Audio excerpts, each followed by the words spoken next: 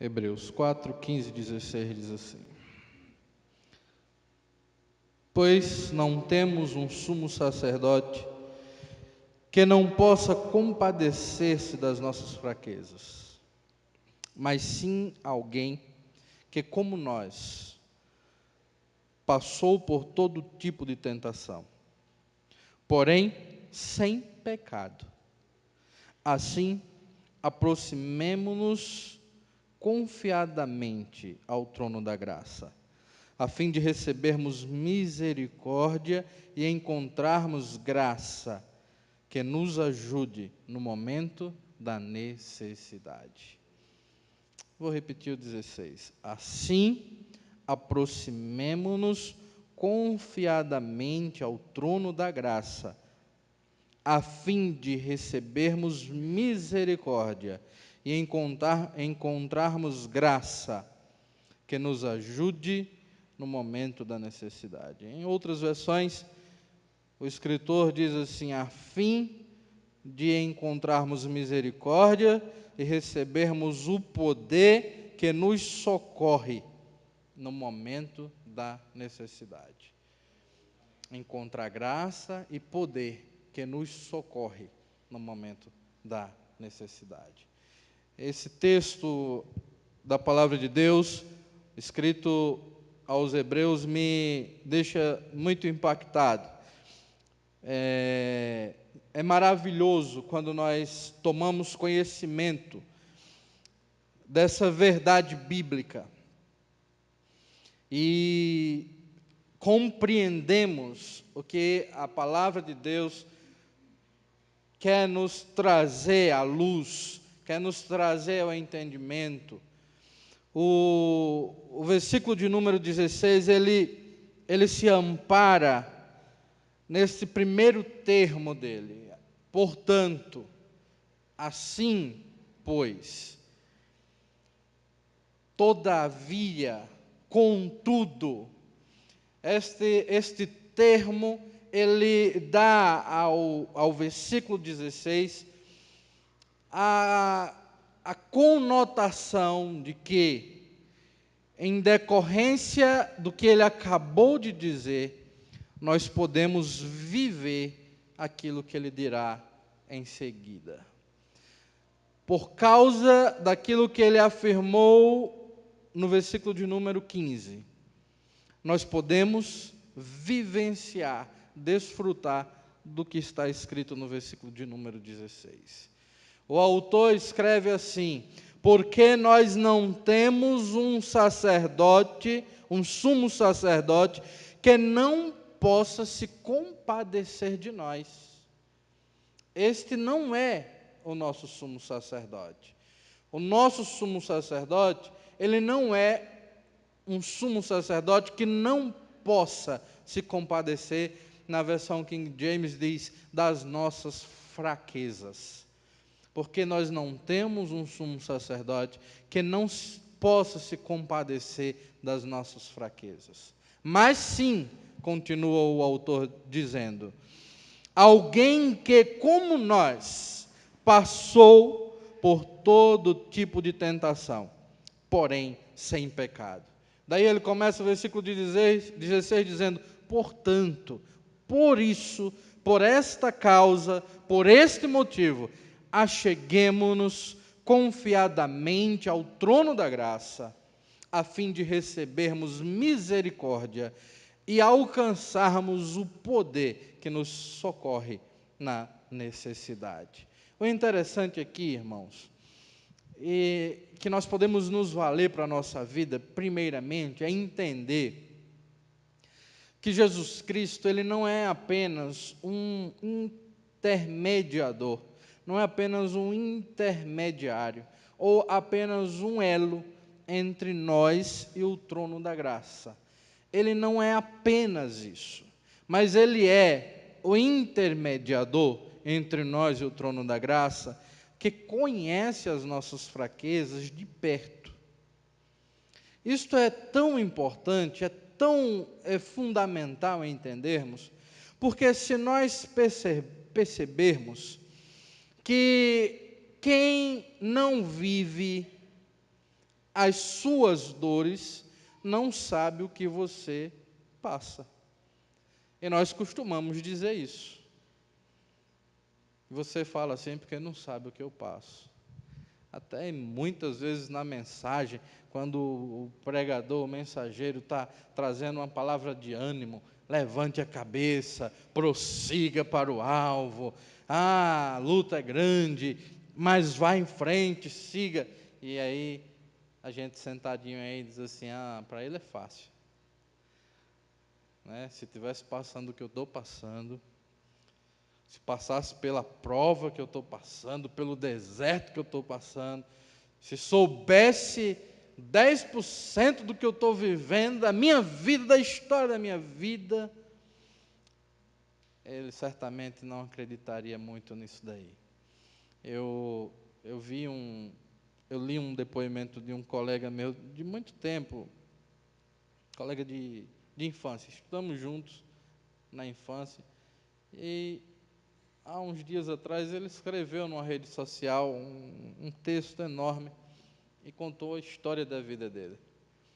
E era uma coisa tão triste, tão lamentável, e se colocou numa situação tão difícil, durante toda a vida, desde quando nasceu, abandonado pelos pais, o pai nunca conheceu o pai, a mãe não quis criar, foi criado por uma tia que espancava, depois foi para a casa de outra que espancava também, foi obrigado a fazer trabalhos forçados e tantas outras coisas, e foi crescendo, entrou no mundo das drogas, foi preso várias vezes, depois que resolveu, depois que amadureceu um pouco, quis mudar, e quando ele deixou as drogas, conseguiu um trabalho, formou uma família, a esposa faleceu, e ele casou com outra pessoa, e essa pessoa não foi fiel a ele, e agora ele está perdendo a guarda da filha dele. E ele dizia, a minha vida toda foi uma tristeza só, a minha vida toda foi essa. E ele dizia, Deus, para mim virou uma lenda. Vocês veem a história da minha vida. E eu pensava acerca da história que aquele rapaz contava, estava expondo em rede social, para todos que quisessem ver. E aí me lembra o texto de Hebreus. Mesmo considerando as suas falas, considerando suas palavras como cópia fiel da realidade, o escritor de Hebreus responde a uma situação como essa de forma maravilhosa. Ele diz assim, mesmo assim, mesmo com uma história tão triste, mesmo com uma história miserável, mesmo com tantas desgraças, mesmo com tanta tribulação na vida, há um sumo sacerdote, o nosso sumo sacerdote. Ele pode compadecer-se de nós. Ele não é alguém alheio a isso. Eu aprendo na palavra de Deus, irmãos, que tudo que nós vivemos, tudo que nós vivenciamos, tudo que nós passamos, todas as lutas, todas as dores, todas as tribulações, nós temos um Deus que não está alheio a isso. Muito embora há momentos na vida que Deus fecha os lábios para nós. Quem nunca pensou ou vivenciou um momento assim? Deus não está falando comigo, né? Eu não estou ouvindo mais Deus falar comigo, mas as coisas não estão dando certo, eu não estou tendo entendimento. Teve um período na história que Deus calou-se, não foi? Período intertestamentário. Deus passou 400 anos calado, não falou com o povo, não trouxe informações ao povo, não levantou um profeta para falar ao povo. Eu acredito que existem momentos na vida, isso vai muito da experiência de cada um, em que nós não ouvimos Deus falar. Deus cerra os lábios. Mas uma coisa eu tenho certeza, uma coisa eu tenho plena certeza, Ele nunca fecha os ouvidos, Ele nunca fecha os olhos, nunca. Deus sempre está de ouvidos e de olhos atentos a nós. Por mais que a gente não consiga ouvi-lo, por mais que nós não consigamos entender o propósito, a vontade de Deus, entender o momento que nós estamos vivendo, nós nem sempre entendemos os momentos em que estamos vivendo. Eles às vezes são tão embaraçosos que nós não conseguimos entender o que é que está acontecendo comigo, o que é que está acontecendo na minha vida, não estou entendendo nada. Deus continua ouvindo e continua vendo tudo de perto. E Deus é um Deus de perto, não é um Deus de longe. Mas Deus fez muito mais do que isso, muito mais do que estar ouvindo e estar vendo as nossas fraquezas, as nossas lutas, as nossas dores. O texto nos diz que Ele encarnou, se fez um de nós e se sujeitou às mesmas paixões que nós. Ele também se sujeitou às mesmas tentações que nós. Tudo o que nós conhecemos em paixões, em sentimentos, em dores, em tribulações, Ele conhece, porque o Deus encarnou e se fez igual a nós. E Paulo vem dizer isso, que Ele, mesmo sendo Deus, não teve por usurpação ser igual a Deus. Antes se aniquilou a si mesmo e se fez em forma de homem, de servo. Ele conhece. Daí, irmãos, o sumo sacerdote Jesus Cristo, ele não está longe daquilo que você tem vivido. Ele não é um que não conhece o que você tem passado. E por conhecer de perto o que nós vivemos, por ter vivido o que nós vivemos, Ele pode nos levar ao trono da graça, com propriedade, com conhecimento. Ele é este intermediador entre nós e o trono da graça, conhecendo as nossas dores. E por isso Ele pode se compadecer de nós. Por isso Ele pode se compadecer de nós. Imagine você doente ir para um médico que não tem conhecimento, não tem condições de te ajudar. E para um médico que não tem qualquer propriedade para resolver o seu problema por falta de conhecimento. Porém, muitas vezes, amados, nós temos esquecido dessa verdade bíblica e buscado em outras coisas, buscado em outras pessoas a solução para os nossos problemas, alívio para nosso sofrimento. Buscado em outras coisas e em outras pessoas, este meio, este intermédio, nós deixamos de buscar o refúgio em Jesus Cristo e passamos a buscar subterfúgios. Mas a palavra de Deus também nos aconselha, lá no livro de Salmos, capítulo 146. Salmos 146. Do versículo 3 em diante.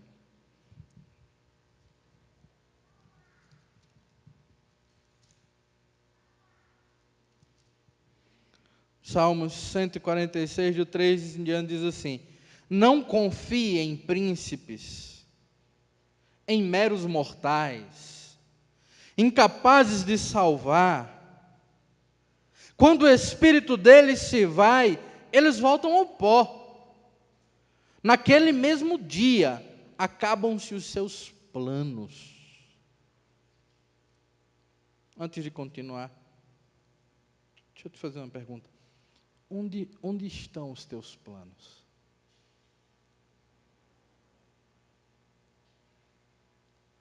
Onde estão os teus planos?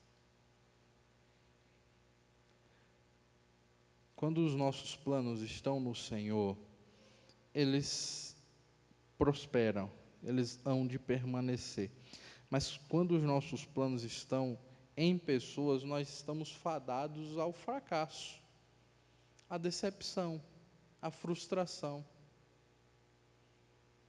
Quando os nossos planos se baseiam em pessoas, as pessoas, além de frágeis, elas também são passageiras. Então, quando elas passarem, ou se elas fracassarem, os nossos planos também fracassam e perecem, passam, vão embora.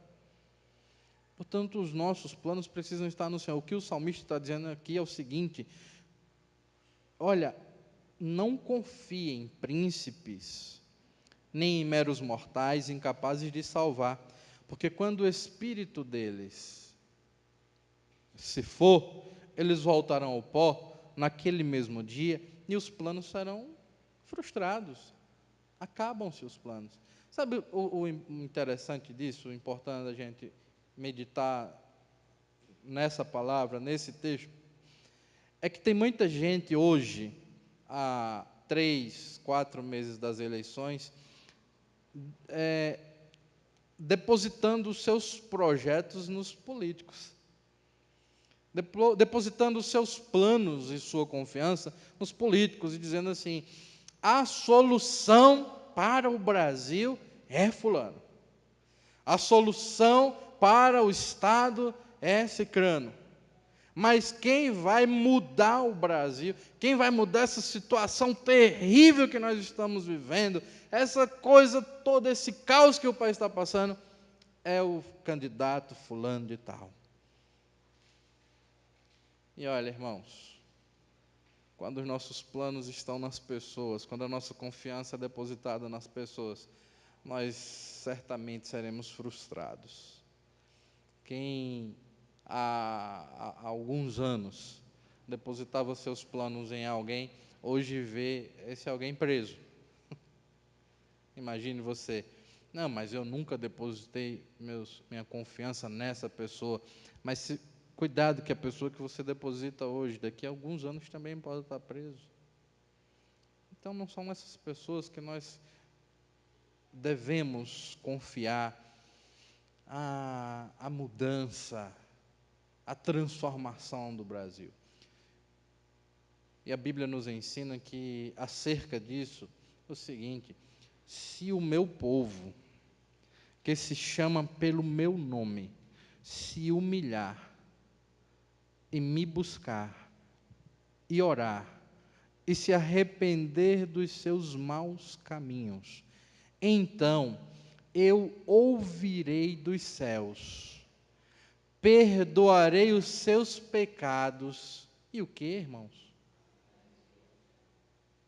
Sararei a sua terra. Eu acredito na palavra, e a palavra me diz que o que pode sarar esta terra é o Senhor Jesus Cristo. É se eu tomar a atitude que a palavra me orienta, se eu me humilhar, orar, buscar a face do Senhor e me arrepender dos meus maus caminhos, o Senhor vai ouvir a minha oração, vai perdoar os meus pecados e Ele vai sarar a terra. Mas outra pessoa não pode fazer isso. Nenhuma outra pessoa poderá fazer isso. Por isso que o salmista está dizendo: não confie nessas pessoas. Como é feliz aquele cujo auxílio é o Deus de Jacó, cuja esperança está no Senhor, no seu Deus, que fez os céus e a terra, o mar e tudo o que nele há, e que mantém a sua fidelidade para sempre. Ele sim defende a causa dos oprimidos e dá alimento aos famintos. O Senhor liberta os presos, o Senhor dá vista aos cegos, o Senhor levanta os abatidos, o Senhor ama os justos, o Senhor protege o estrangeiro e sustém o órfão e a viúva, mas Ele frustra o propósito dos ímpios. O Senhor reina para sempre. O teu Deus, ó Sião, reina de geração em geração. Ele pode sim fazer isso, porque Ele conhece, Ele, Deus, é encarnado. Ele, Deus que se fez um de nós, Ele pode sim atender ao nosso pedido, pode nos trazer salvação e socorro no momento da necessidade. Ele pode atender a nossa súplica, porque Ele sabe qual é a nossa dor. Ele pode atender a nossa necessidade, porque Ele conhece de perto a nossa situação. Ele conhece de perto aquilo que precisamos, aquilo que carecemos. E o profeta Jeremias também nos alerta acerca do problema, da dificuldade que é nós não confiarmos no Senhor, que é nós não entendermos que o sumo sacerdote, Jesus Cristo, Ele é o único que pode nos atender. E lá no capítulo 17, versículos 5 a 10, o profeta diz assim: maldito é o homem que confia nos homens, que faz da carne mortal o seu braço forte, mas cujo coração se afasta do Senhor. Ele será como um arbusto no deserto, não verá quando vier algum bem, habitará nos lugares áridos do deserto, numa terra salgada, onde não vive ninguém. Assim é o homem que não confia no Senhor. Mas bendito é o homem cuja confiança está no Senhor, cuja confiança nele está. Ele será como uma árvore plantada junto às águas e que estende as suas raízes para o ribeiro. Ela não temerá quando chegar o calor, porque as suas folhas estão sempre verdes. Não ficará ansiosa no ano da seca, nem deixará ociosa no ano da seca, nem deixará de dar fruto. O coração é mais enganoso do que qualquer outra coisa, e a sua doença é incurável. Quem é capaz de compreendê-lo? Eu sou o Senhor, que sonda o coração e examina a mente, para recompensar a cada um de acordo com a sua conduta e de acordo com as suas boas obras. Olha, queridos, como é maravilhoso nós servirmos a um Deus que conhece e atende às nossas súplicas. Como é maravilhoso podermos servir, termos sido escolhidos por este Deus. Você tem tantos outros aí, tantas outras religiões, outros deuses mortos, deuses que não podem atender aqueles que lhe buscam, aqueles que esperam neles. O budismo, outro dia eu estava lendo sobre o budismo, e o criador do budismo, o fundador do budismo,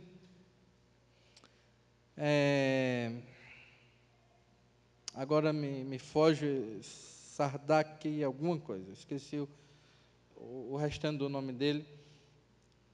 E eu estava vendo em que se baseia o budismo. O budismo se baseia simplesmente em uma vida equilibrada. É a base de todo o budismo. Ele prega que todo sofrimento humano tem solução em uma vida equilibrada. Que a gente sofre, procura melhorar a nossa vida, dando-lhe equilíbrio, melhorando a vida, dando equilíbrio à vida, diminuindo o sofrimento da vida, morremos e reencarnamos com a vida de menos sofrimento.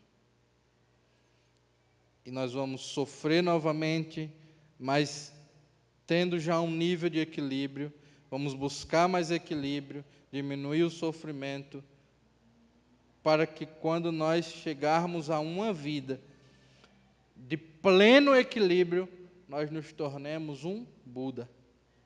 Já pensou? Olha só. Irmãos, Buda não é só quem tem a barrigona. Buda é quem não sofre. Quem não sofre, quem já encontrou um equilíbrio de vida, desapegou a todos os bens materiais, não sofre se faltar dinheiro, não sofre se faltar sustento, não sofre por nada material, nada. É uma pessoa totalmente desapegada a qualquer bem material, a tudo. É uma pessoa zen. Então, essa pessoa que consegue viver sem sofrer, porque ela encontrou um equilíbrio na vida, ela se tornou um Buda. Quer dizer, iluminado, conhecedor. Ele se tornou um conhecedor pleno da vida. E eles pregam isso. Imagine você, as pessoas que não conseguem isso. E aqueles que não conseguem esse equilíbrio? Como é que fica a situação?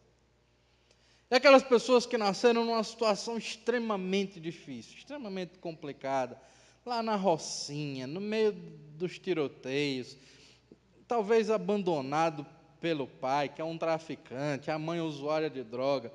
O menino nasceu numa situação... Como é que uma pessoa dessa consegue chegar numa plenitude, num equilíbrio de vida e consiga ali ir andando, descendo os morros e bala cortando de um lado, bala cortando do outro, e ele bem light, né? E quando a pessoa não consegue isso, como é que fica? Quando a salvação está nos méritos e nós não conseguimos alcançar isso, nós não temos condições para isso. Imagine você, o nosso Deus é diferente. Nós temos um sumo sacerdote que ele diz assim, olha a diferença, quem tem sede ou quem não tem equilíbrio, quem não tem esse equilíbrio aí, vinde a mim, vós que estáis cansados, sobrecarregados, vinde a mim, vem como estáis. Não precisa chegar nesse equilíbrio, não precisa fazer isso tudo não. O preço sou eu quem paguei. O preço já foi pago na cruz. Não há mais um preço para você. Você não precisa viver 3, 4 vidas reencarnando até chegar na vida plena. Não, eu já desci a terra e subi a cruz para pagar por você esse preço. Agora sim, você tem livre acesso ao Pai. Imagine, querido, que o Deus que nós temos, o sumo sacerdote, que é nosso, e o escritor de Hebreus faz questão de dizer, o nosso sumo sacerdote, ele é capaz de se compadecer por nós. Imagine que em outros tempos, o sumo sacerdote, homem, ele se compadecia dos pecados do povo, recebia os sacrifícios e ele, somente ele, podia adentrar no Santo dos Santos e oferecer os sacrifícios pelo povo. Ele era quem apresentava a Deus, ele era quem apresentava a Deus o sacrifício para perdão dos pecados. Só que tem uma coisa, ele também precisava apresentar sacrifícios por si. Por ser homem e pecador, ele não somente oferecia sacrifícios para perdão dos pecados do povo, como ele oferecia sacrifícios para os seus próprios pecados, perdão dos seus próprios pecados. O texto está dizendo aqui a nós, em Hebreus, que o nosso sumo sacerdote, ele pode se compadecer de nós, porque ele viveu todas as nossas tentações sem pecado. Sem pecado.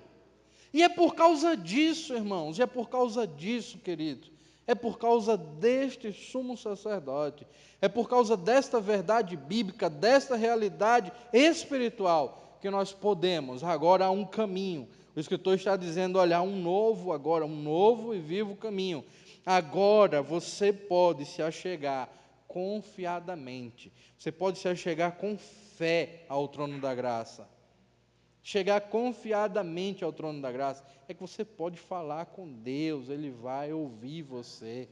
Você pode falar com Deus acerca do que você vive, e Deus ele vai ouvir, e Deus entende, porque Ele conhece o que você vive, conhece o que você passa, Ele viveu como homem, e Ele pode atender agora. O escritor diz: chegue confiadamente ao trono da graça, para que nele você encontre misericórdia e alcance o poder que socorre no momento da necessidade. Davi também, falando-nos no Salmo de número 86, versículo de número 3 em diante, ele nos mostra essa condição que temos de fragilidade e a quem nós clamamos na necessidade. Davi diz: misericórdia, Deus, pois clamo a ti sem cessar. Alegra o coração do teu servo, pois a ti, Senhor, elevo a minha alma.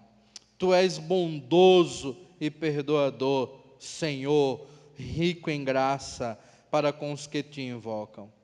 Escuta a minha oração, Senhor, atenta para a minha súplica.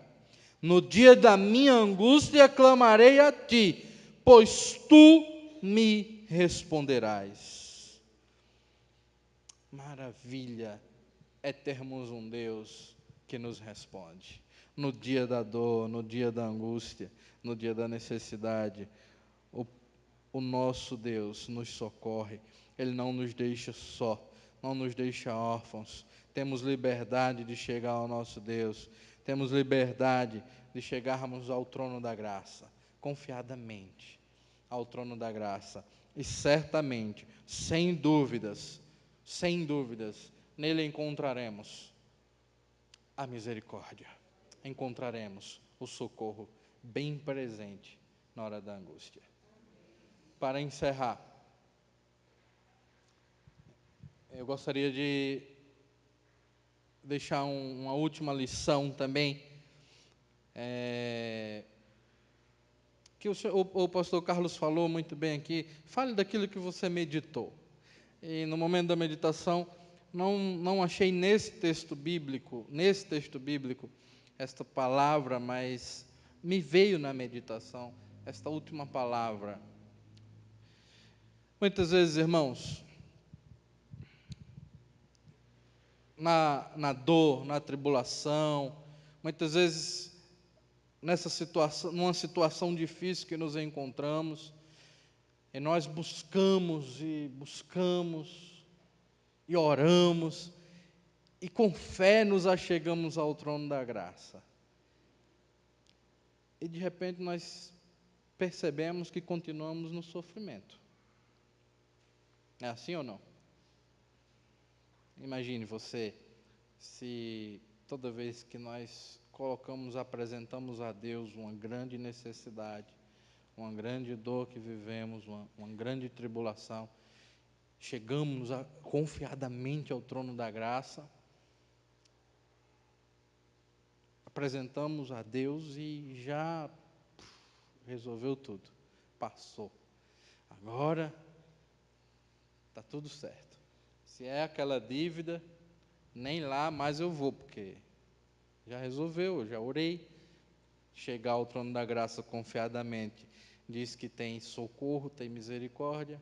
Imagine se é assim que as coisas acontecem. Não é, né, irmãos? Não é assim. Não é mágica, não é magia, isso é pecado, inclusive. Nós precisamos entender, queridos, e é um princípio muito importante para entendermos o seguinte: quando nós chegamos e confiamos a Deus, a nossa situação, nós precisamos também descansar nele.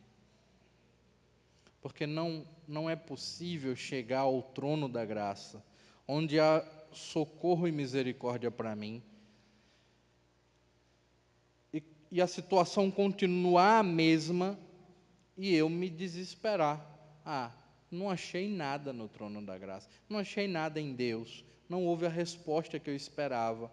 A situação até piorou para mim. A coisa está difícil, está do mesmo jeito, está até pior. Não está resolvendo. E agora, o que é que eu vou fazer? Quando nós confiamos, uma prova da confiança é o descanso.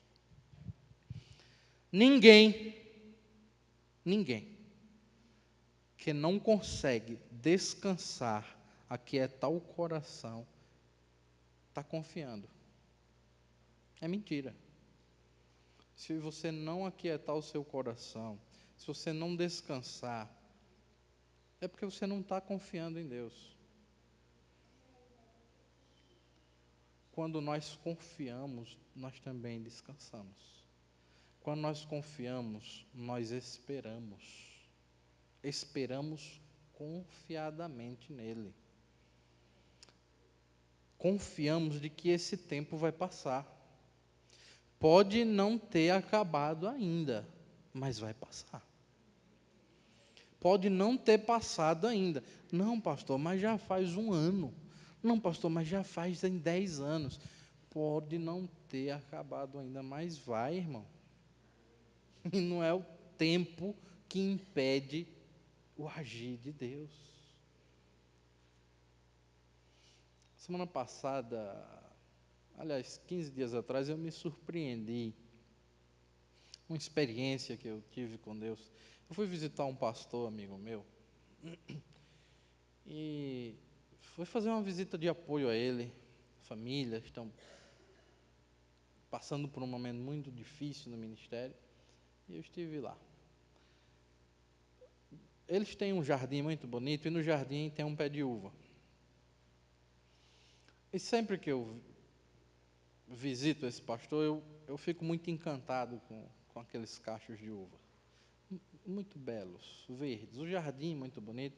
E a gente vai passando, ele colocou os cachos de uva, ele colocou o pé de uva na entrada, entre o portão e a porta. Então você vai passando por baixo dos pés de uva, do pé de uva, dos cachos bonitos e tal.